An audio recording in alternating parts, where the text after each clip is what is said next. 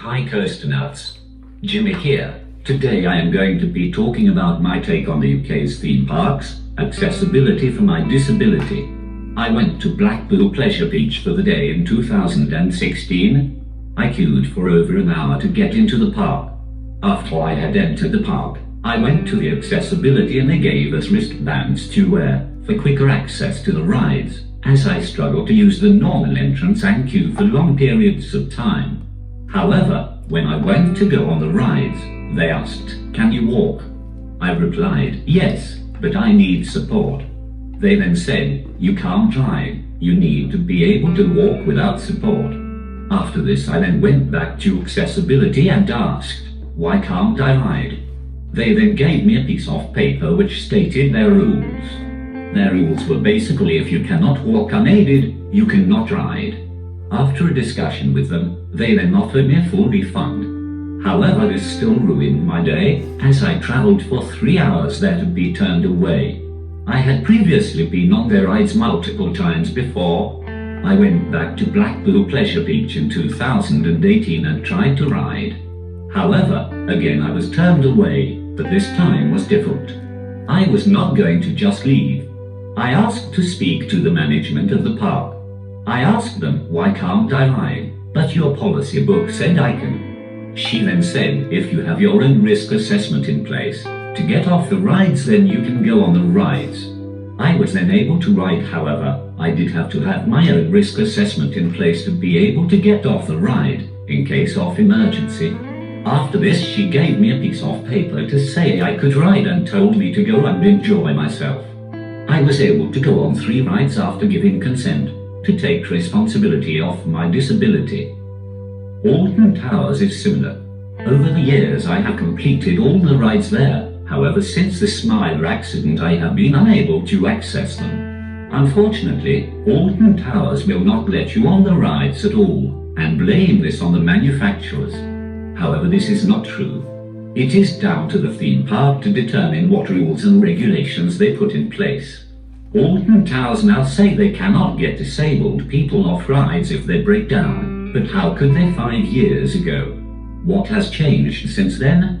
I have spoken to Alton Towers and had previously tried to get in touch with Merlin Entertainments, but they said it's up to the theme parks. I again would take all responsibility. I would not need help transferring, as my carers would help me.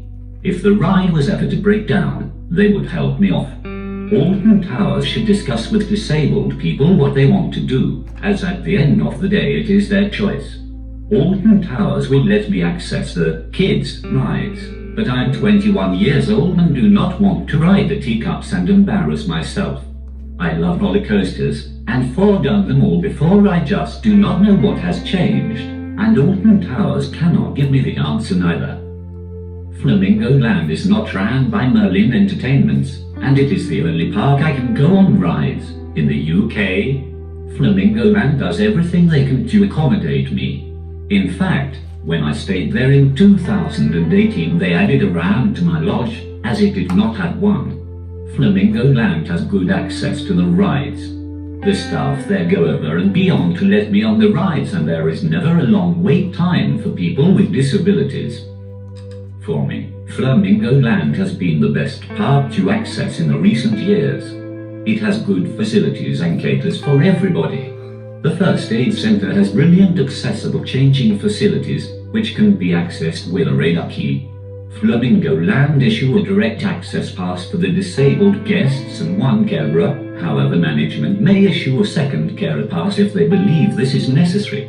I think Flamingo Land go over and beyond for their disabled guests, and I am glad I am still allowed to go on their rides.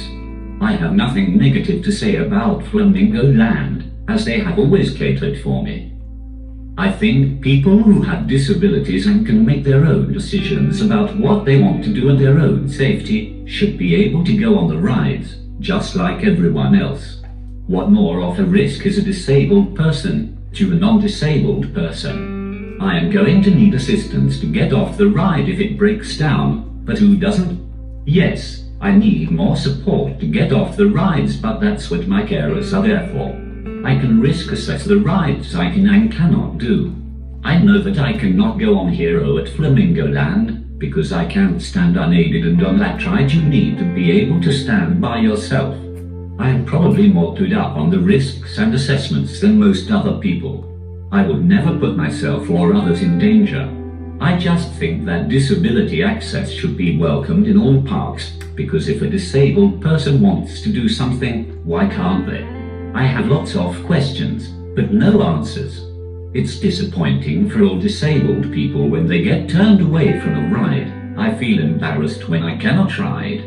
It highlights my disability more by not allowing me. Why can't we all be treated as equals because I am not at greater risk?